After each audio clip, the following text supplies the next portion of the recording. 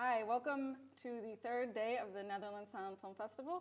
My name is Kate Saccone, and I am here on behalf of the Women Film Pioneers Project, which is a digital publication and platform produced by Columbia University in New York, which advances the research on hundreds and hundreds of women who worked behind the scenes in various national silent film industries before the coming of sound all around the world.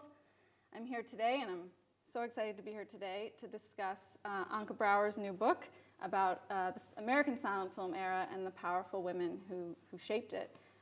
We're going to talk for about 30 minutes, and then this conversation is going to be followed by a live screening of Alice Guy-Blaché's The Two Little Rangers, accompanied by our very own Dan Vanden Hurk.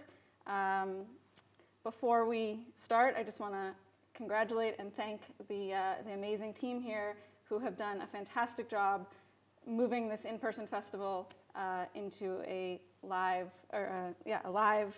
digital one. So next year in person, hopefully. But yeah. So before we talk about your book, I really wanted to start with a very broad question about your relationship to silent cinema, because this book is very clearly rooted in your love of silent cinema, both its imperfections and what worked or what was great about it, i.e. there were so many women involved. So what drew you to silent cinema, and what continues to draw you? Yeah, so I'll just show the book first. This is the book that I wrote. It's in Dutch. It's called Mooi zijn en zwijgen. Well, I wrote it because I often find myself in conversation with people, and then I tell them about my love for silent cinema. And they're a bit, well, not surprised, but they don't seem to know so much about it. They have a couple of ideas, and usually they're not very positive. And they have notions, or they know something about the fact that it can be sometimes casually or blatantly racist, or there is some misogyny there is this white perspective or colonial perspective. And they wonder, how can you be so passionate and enthusiastic about it? How can you love it so much? And that's when I start to explain, well, there's so much. It's true, there are imperfections, just like you said, and there are things that are, for a modern perspective, sometimes hard to take, and you really have to contextualize and really have to understand that it was made in a certain time where worldviews were different. That's all true.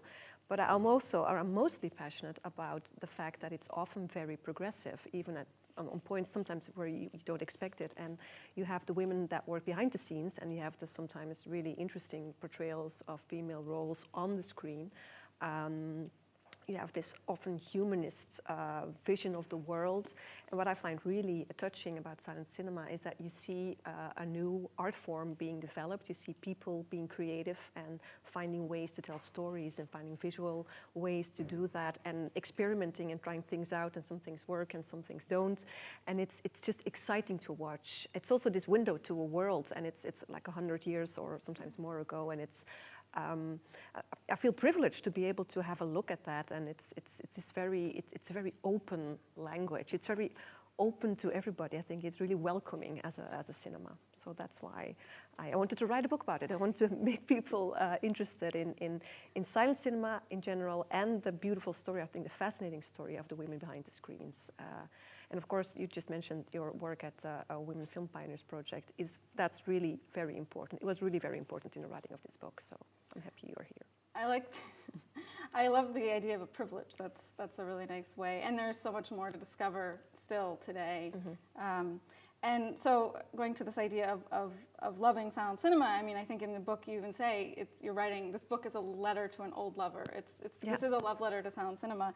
And what I really like about the book is that you interweave, the research you've done, the film historical information, with very personal anecdotes. I mean, it's a very personal book. And to give the viewers an example of what I mean by this, you start a chapter on the serial queens with a discussion or a memory of writing a book or writing a story on your dad's typewriter, and you consciously kill off the protagonist, who's a young girl, her parents, because you want her to kind of enjoy the modern, have adventures in this modern world without parental rules and parental regulations. And you connect this to someone like Pearl White and the Perils of Pauline, which is an immensely popular serial where and these serials were made by women, filled with women who are independent and often orphans and kind of figuring out their way through the world with their ingenuity and their physicality. So that's just a way you connect that to a personal anecdote about your own kind of fascination with this independence and freedom. And so I guess my second question is, why did you take such a personal approach to a silent film history book? Well, because this is a non-academic book, of course. There are lots of excellent academic books, biographies, and just theoretical or historical work that's being written, I think, the last 30, maybe 40 years. You see that in the research specifically for women in the silent screen, and it has grown, and it's still growing, and there's, like you said, so much to discover, and it's being posted on blogs and on websites and then in books.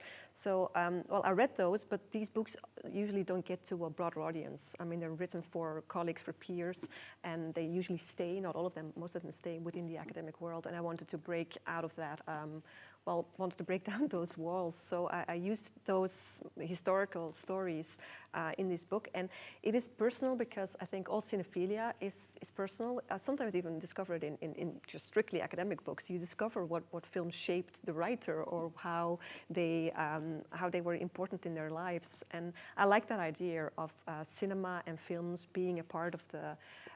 When you think of your own biography, it's sort of, or your autobiography, it's also marked by the films and the books you've read. So that was one way to approach this. And also I read a lot of autobiographies by the female pioneers, so both the actors, the actresses, and the producers, the writers, to read their stories. And of course, they had to write their own stories. Because, I mean, in some cases it was really necessary to have those materials because they weren't always, I think, taken seriously or being included in all the regular or the usual cinema books. But I wanted to sort of, I thought it would be a nice, in a way, poetic connection to also approach this as something of an autobiography, because the autobiographies of the women in the book were so important. I connected those, of course, with the historical materials, and then the real stories came out. Yeah. I was going to ask you later about because it is amazing how many autobiographies you read and weave in. I mean, you have Jean Gaultier, Pearl White, Mary Pickford, Gloria Swanson. And so I wanted to ask you a little bit about what you read and kind of why it's, you've already kind of touched on this, but why it's so important to use these sources. And one thing that stood out to me was you use the sources for different reasons. Like you use Jean Gaultier's memoirs to talk about what it was like in the early industry, and I think like that you're giving flavor to the era through these, but then you also use it to kind of unpack someone's actual career. But can you just talk a little bit about using autobiographies more and what you read? Well, sometimes I like the fact that they, the stories and the anecdotes, and of course you realize that they are sometimes a bit, they're written, and they're written for an audience in mind, so they have this, but it makes them more alive in a sense, and you, if it's not always factually 100% true, there is some affective truth in autobiography, or it is a metaphor, or it illustrates something broader. So that's why it was an interesting source for me to use. And also because I think it's Gloria Swanson who says at the beginning of the autobiography of a screenwriter, Frances Marion, she says that it's important to have these books like the one that she's just introducing, because she says there's so many, there are history books, and it's too masculine. So that the perspective is, she calls it his, it's time for her story. After his story, it's time for her story. And history is only something that we agree upon, and it's not, it's not because it's in a particular type of books that it's all true, especially if it's always written about men and by men, about men, and she wanted to have that changed. She wanted that, see that be done differently. So that's why I included them. I wanted these stories, these voices, particularly these voices, so to sort of give more flavor and give something real to the facts that are described in the regular history books. No, it's wonderful, and it's a great reminder that so many of these sources are out there, and that we really should be going to them more and more. And this actually connects to, I read a review of the book that I wanted to quote, because I think this speaks to what you're saying, but quote, Lois Weber, Frances Marion, and Mary Pickford would have found in you a dreamy, smart, and passionate ally. And I think that's what this personal approach is doing is you're in collaboration with them. You are making their voices heard in these fragmented sources. You're bringing them out, and I think that's this book is so accessible and is an accessible way to do this, and it's really fantastic. That's a real compliment. Thank you. Interview's over. But no, so I want to talk about the book because you cover so many topics from the evolution of acting through the lens of Mary Pickford's films, which are great. The evolution of intertitles, child stars, so much. But I want to start with the title because it translates in English to "Be pretty and shut up," or "Be beautiful and shut up." And I know you're using it kind of tongue in cheek, but I would love for you to reflect a little on the title. Yeah. And it's "Sois belle et tais-toi" as well. I wanted to have this tension because also on the cover of the book there's a tension. There's somebody reading a newspaper and it says "Votes for Women." Most of the female screenwriters, or a lot of female screenwriters and directors and people active in the film industry were working in the teens, and then those are the years just before women gained the vote in the United States, in every state, so federal votes. So you notice that it's at the same time, often we say, if you read articles about the film industry now, they're saying finally this is a time for women and for female directors, and finally they've crushed the glass ceiling.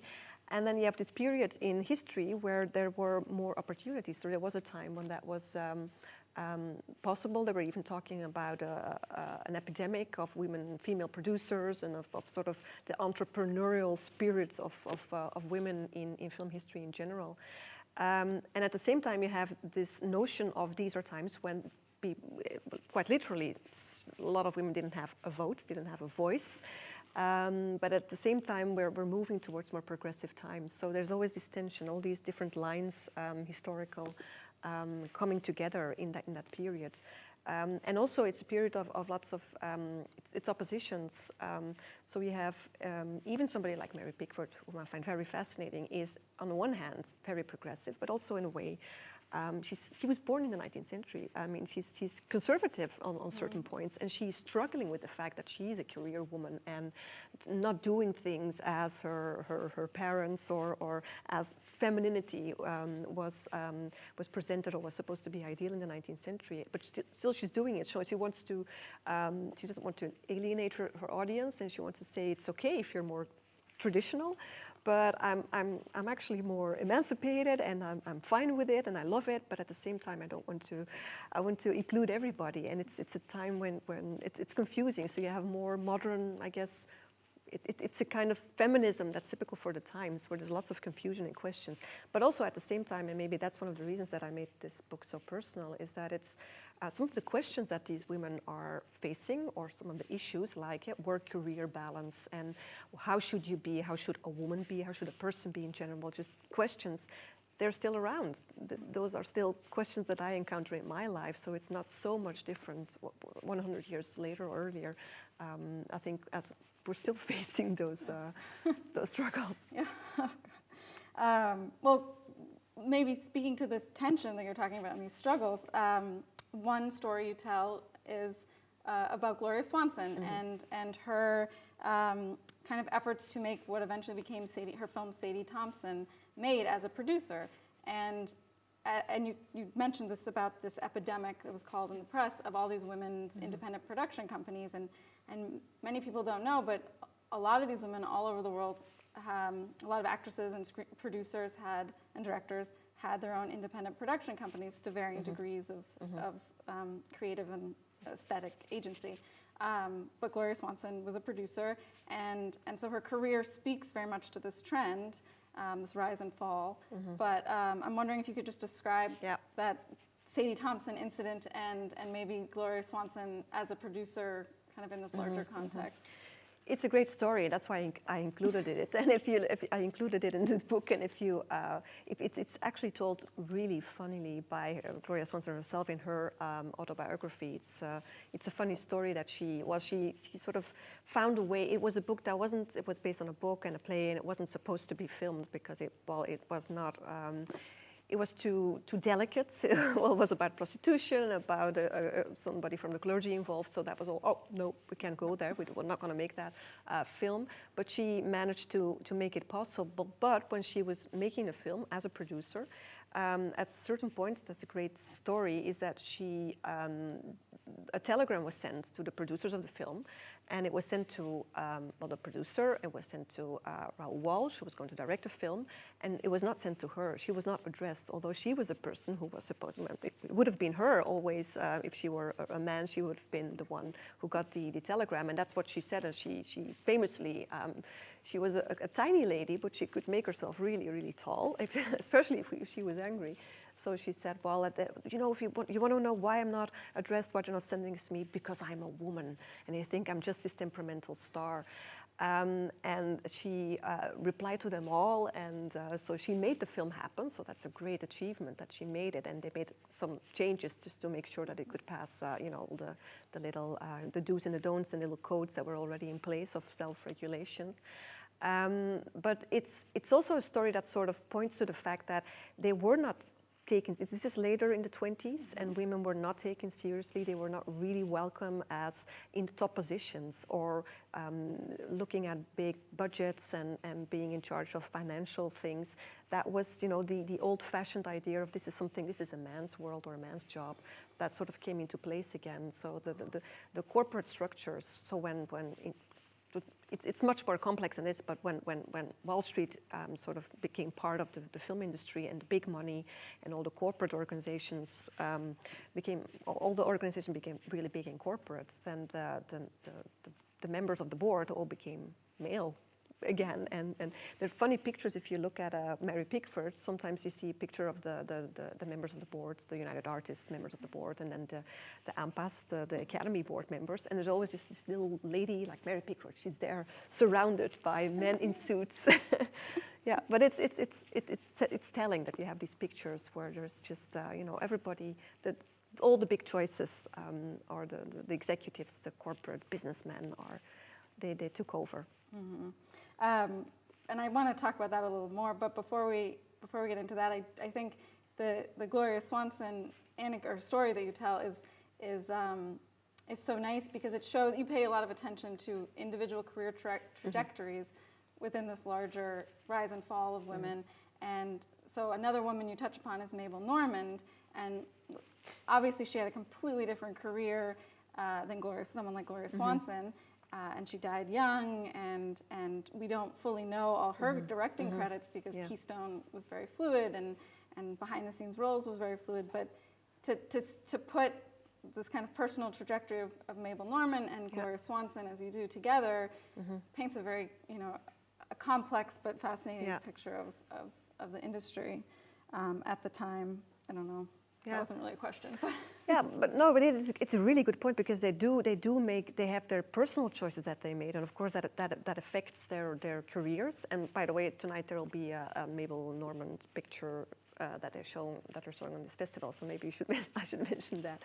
And you have Pearl White and you have Alice Guy, and it's lots of the stories, they end kind of sadly, not real tragedies, not always, but sometimes they are quite tragic, or at least they don't really end on a high, or they end with people who sort of have to take a step back, and it's not really what they thought it would be or they expected it to be. Maybe that's just true of life in general, but it was something that you notice in the early film industry, and without making it too, or pointing it out all the time, I wanted to show all these little stories where you have some parallels, but of course there's a particularity of every life and every life choice that was made by these artists. Right.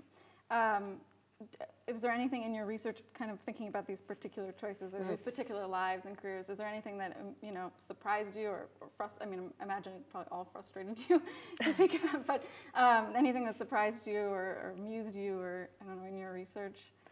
I think what annoyed me, what really annoyed me is when I was reading one of the big film history books where they start talking about, well, I think they mentioned the United Artists when it was founded in 1919, and they talk about the business and about the people who were involved, and they talk about Chaplin and they talk about Fairbanks, and then they talk about Mrs. Fairbanks. Mary Pickford, in a professional setting, never ever used her name as the wife of Douglas Fairbanks, so she was always Mary Pickford. So it's really strange to find her, the wife of kind of name in a book like that. And then she sort of, he says, well, I don't really understand her. She made a couple of interesting pictures, but I don't understand her. And a couple of sentences, like one paragraph, and then that's it. And then you have pages and pages devoted to Fairbanks and to, of course, Griffith and to Chaplin. And that really angered me. It's not because it was telling that you don't understand it, so it must be uninteresting. And that's what I like about the fact that there's so much research going on the last couple of 30 years. It's because also certain genres have been reevaluated, like the female, the woman's picture, and the melodrama. And because we have that kind of reevaluation, I think the careers suddenly became more interesting as well. But the films she made, they are different than the films that were made by Chaplin. There are some similarities as well, and by Fairbanks. But this sort of easy shoving aside somebody like Mary Pickford, who was even more than just the actress. She was also the producer and then the founder of United Artists. And just one sentence that just... Tough, yeah.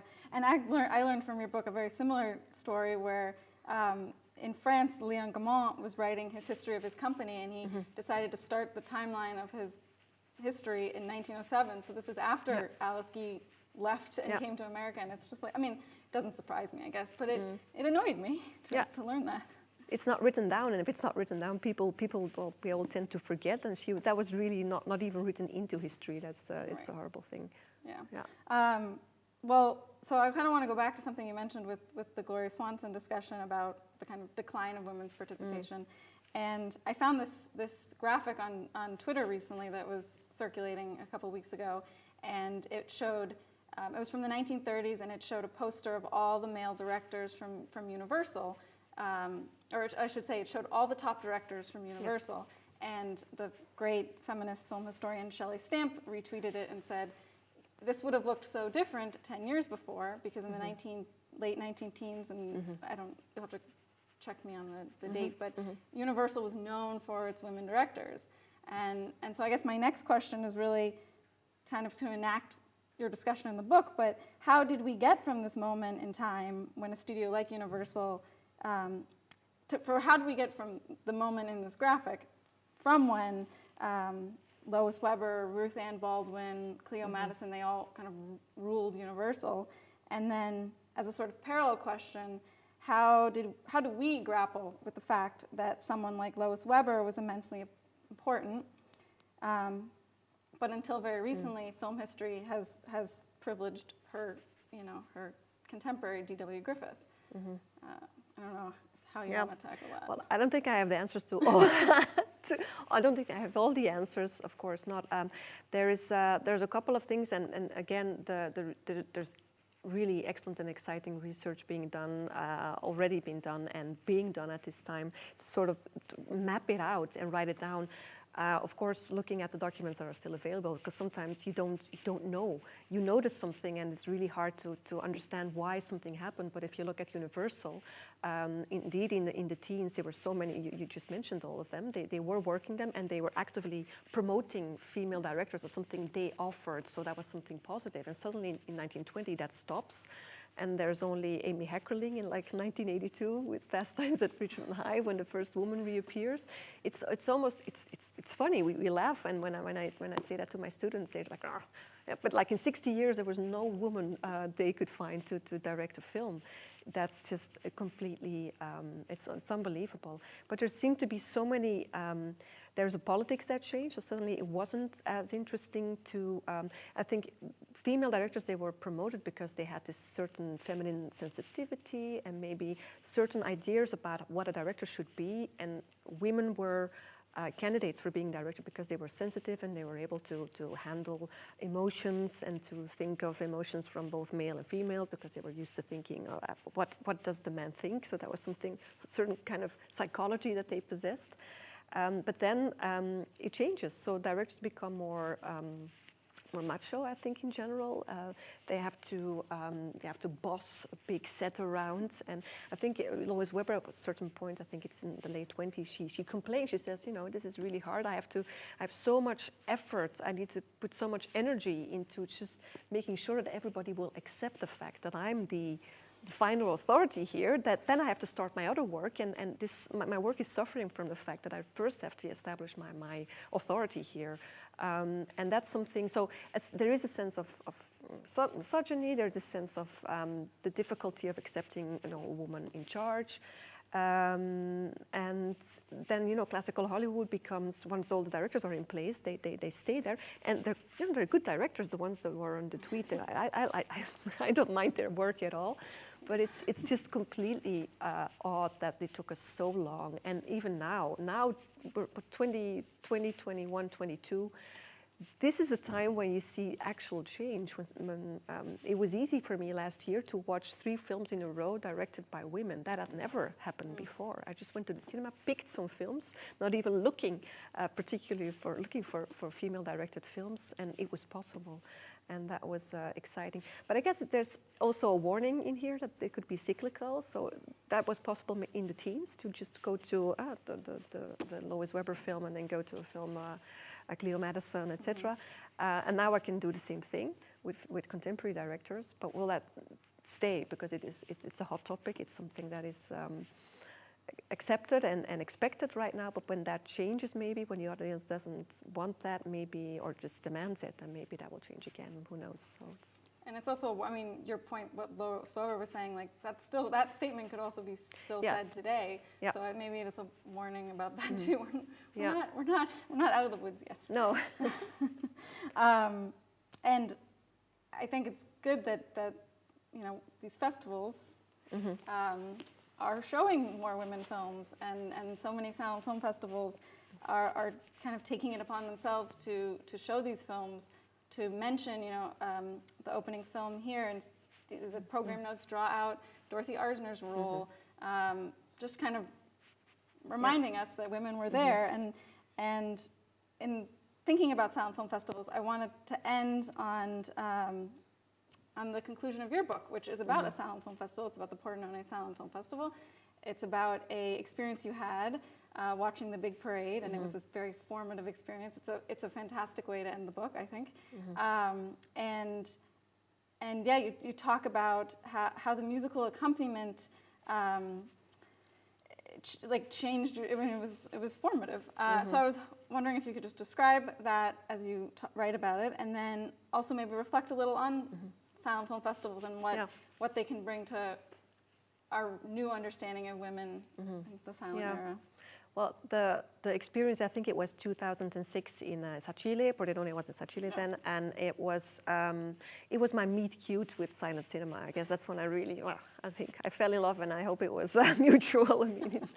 No, it was an experience. That's why a festival like this, and I hope it will be in person next year again. It's so important to come to watch a silent film with an audience. The communal aspect is important, but the musical accompaniment, there is somebody there performing, and you experience the film not just with the people sitting there in the audience, but with the pianist or with the orchestra interpreting the film for you. And the experience is really, they help you feel, they help you notice certain details, and it's in a way, it's really, it's intimate in a way. It's something that you share with the performer, and the piano accompaniment then in Pordenone, that was Neil Brand. It was a very special, for him as well, it was a very special occasion to be making music for the big parade.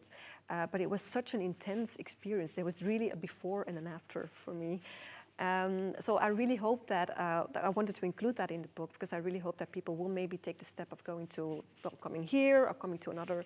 In Brussels you have Cinematheek, and they show lots of silent films. You have festivals all around, to really watch a film with live music, and then you'll be swept away. It's such a rewarding experience.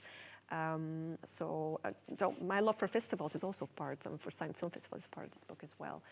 And of course then that the uplifting, positive stories of women's involvement, isn't it great to be able to read? I mean, this is of course not the full story, and I've not written a book about the history of silent cinema, and I've sort of, but I've chosen stories that I hope will be inspiring, even especially maybe for younger scholars and for girls and women who want to read something positive about the film history in general, and silent film history in particular. Yeah. And on that note, I urge everyone listening or watching to go to their local bookstore after this live stream ends, and purchase the book, because we only scratched the surface.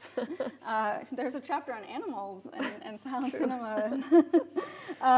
But maybe we'll stop now, and I just want to thank you so much for sharing your book and your love of silent cinema with all of us. Thank you for this talk, Kate. It was really great. Thank you. But now we have, speaking of the wonders of live music, we have a screening of The Two Little Rangers by Alice Guy, who, as maybe is hinted at in this conversation, she came from France to America, opened her own studio, eventually in Fort Lee, New Jersey, where The Two Little Rangers was made, and it's this great Eastern Western with two gun-toting little girls. And you selected this from iFilm Museum, and I should say, before I forget, there will be live music by our very own Dan van den Herk. But yeah, so you selected this from and you know, why'd you select it? Well, I selected it because I love Westerns, and which may sound, some people say, do you love Westerns, such a masculine genre, and in many ways it is, but it's also, I think it was also owned by women, and it is owned now, because people are talking about Jane Campion and The Power of the Dog, but if you watch this film, you'll notice that you have a female director, so filming Eastern Western, and it has all the classical ingredients are all in there. You have the shootouts, and you have all the guns, and you have all the violence, but you have the violent and dangerous and toxic men, but who are vulnerable at the same time sometimes, and weak, and they're unable to really solve the issues. And the issues are solved by two young women, so they are the heroes, and it's a fun story. So just to watch that, and again to have a female director thinking about all these aspects, just like Jane Campion has been doing recently. Now I thought it was a nice connection, so to connect the old cinema of 1912 with that of 1922. That's great. 2022. Well, yeah. Well, enjoy the show.